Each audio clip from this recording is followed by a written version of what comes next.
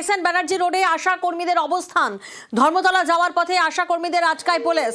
শিয়ালদা থেকে ধর্মতলা আশা কর্মীদের মিছিল হয় এবং সেই বিক্ষোভে অসুস্থ হন বর্ধমানের এক আশা কর্মী। এসএন ব্যানার্জি রোড, সেখানে ব্যারিকেড নিয়ে পুলিশ এবং আশা কর্মীদের মধ্যে ধস্তাধস্তির পরিস্থিতির সৃষ্টি হয়। আমরা জানি আজ একাধিক দাবিতে স্বাস্থ্য ভবন অভিযান ছিল আশা কর্মীদের এবং এসএন ব্যানার্জি রোডের ছবিটা এই মুহূর্তে আপনারা দেখছেন, যেখানে এসএন ব্যানার্জি রোডে আশা কর্মীরা তারা অবস্থান বিক্ষোভ দেখান। ধর্মতলা যাওয়ার পথেই আশা কর্মীদের আটকিয়েছিল পুলিশ। শিয়ালদা থেকে ধর্মতলায় আশা কর্মীদের মিছিল হয় এবং সেই মিছিলে সেই বিক্ষোভে অসুস্থ হন বর্ধমানের এক আশা কর্মী এবং তারপর ওখানেই বসে পড়েন অবস্থান বিক্ষোভে এসএন ব্যানার্জি রোডে আশা কর্মীরা। আশা কর্মীদের মিছিলে কার্যত অবরুদ্ধ এসএন ব্যানার্জি রোড। আপনারা যদি নিজের আইন হাতে তুলে নেন তাহলে আমরা কিন্তু কথা বলবো না। বসুন, আপনারা বসুন, কথা বলবো। বসুন, কথা বলবো। বসুন, দয়া করে বসুন, কথা বলবো।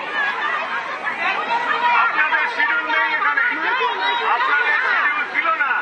আপনাদের যে শিডিউল ছিল সেই শিডিউলের বাইরে যখন শিডিউল হয়েছে সেই বিষয়ে কথা বলবো না। এটা হবে না, বসতে হবে, বসতে হবে।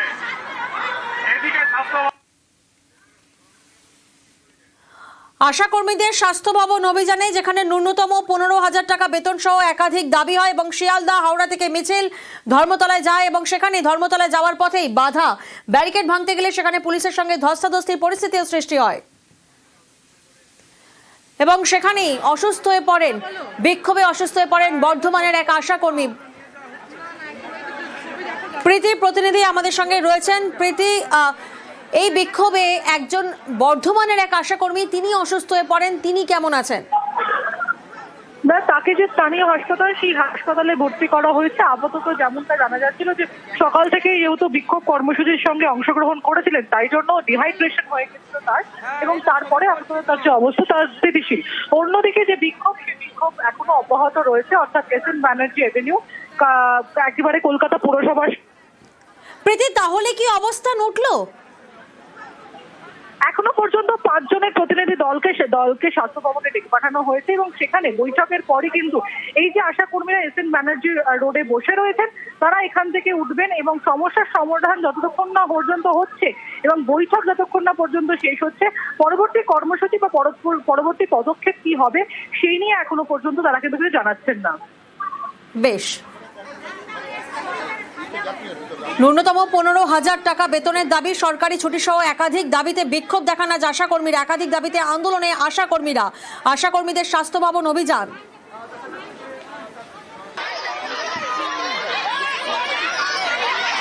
ভাতা দেওয়া হয়, সেই ভাতা বাড়ানোর কথা বা ফিক্সড করার কথা আমাদের। আর হচ্ছে মৃত আশাকর্মীর পরিবারকে 5 লক্ষ টাকা পেতাম, সেটা আমাদেরকে যদি কেউ কর্মরত অবস্থায় মারা যায় তার পরিবারকে 5 লক্ষ টাকা দিতে হবে। আর হচ্ছে আমাদের যে বকেয়া আছে সব মিটিয়ে দিতে হবে। এই সব কারণে আমরা আজকে এখানে বসে পড়েছি। হ্যাঁ, স্বাস্থ্য ভবন যাওয়ার উদ্দেশ্যেই আমাদের এখানে আসা। যেতে দিচ্ছে না, আমরা যাওয়ার জন্যই আসছি। আমাদের নেত্রীরা কি বলে সেটা শুনে আমরা যাব। শুধু কলকাতা নয়, গোটা পশ্চিমবাংলায় যেখানে আমাদের পথ অবরোধ করা হয়েছে সেখানেই কর্মীরা বসেছে এবং আমরা বলেছি রাস্তা ছাড়বো না, আমাদেরকে মারুক, অ্যারেস্ট করুক, কেস দিক, আমাদের দাবিতে আমরা অনড়। ভাতা বাড়াতে হবে, আন্দোলনের ভবিষ্যৎ আন্দোলন চলবে।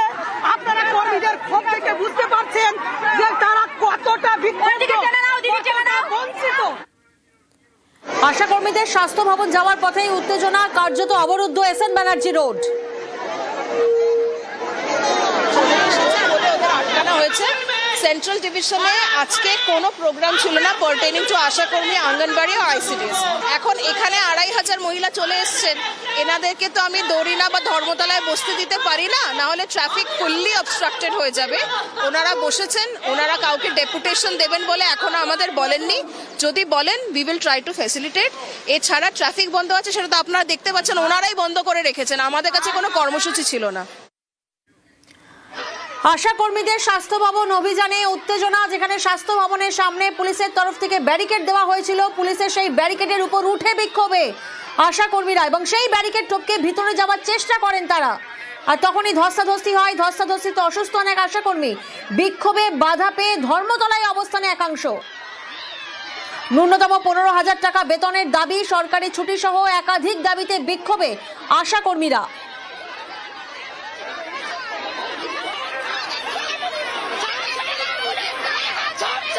রাজনৈতিক ফাঁদে পা দেবেন না, আশাকর্মীদের বার্তা স্বাস্থ্য প্রতিমন্ত্রী চন্দ্রিমা ভট্টাচার্যের।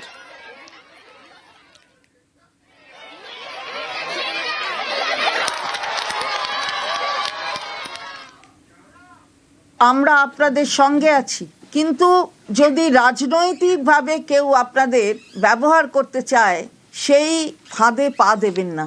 রাজনৈতিক স্বার্থ চরিতার্থ করার জন্য আমরা শুনেছি আপনারা হয়তো তাদের কিছু চাঁদাও দেন। চাঁদা দিতেই পারেন, আপনার ইচ্ছে আপনি করবেন, গণতন্ত্রে বাধা নেই, নিশ্চয়ই করবেন। কিন্তু এই যে ব্যবহার করা আপনাদের নিয়ে নিজেদের স্বার্থ চরিতার্থ করবার জন্য, এত কিছু পাওয়ার পরেও, সরকার দেবার পরেও সরকারের বিরুদ্ধে আওয়াজ তোলা, এই ফাঁদে পা দেওয়াবেন না।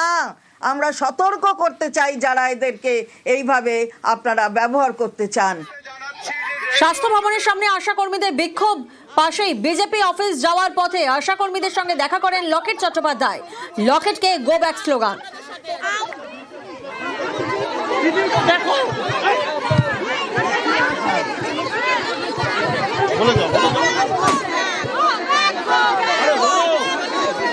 আপনারা চালিয়ে যান, আপনাদের সাথে পশ্চিমবাংলার যদি লকেট চট্টোপাধ্যায় আমাদের সঙ্গে থাকতেন তাহলে আজকে কেন্দ্রীয় সরকার আমাদের কথা ভাবতেন।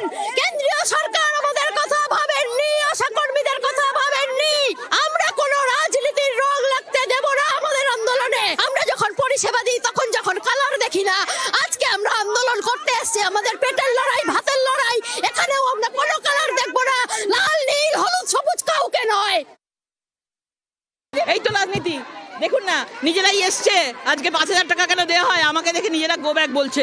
তাহলে ভাবুন কারা কারা এখানে রয়েছে।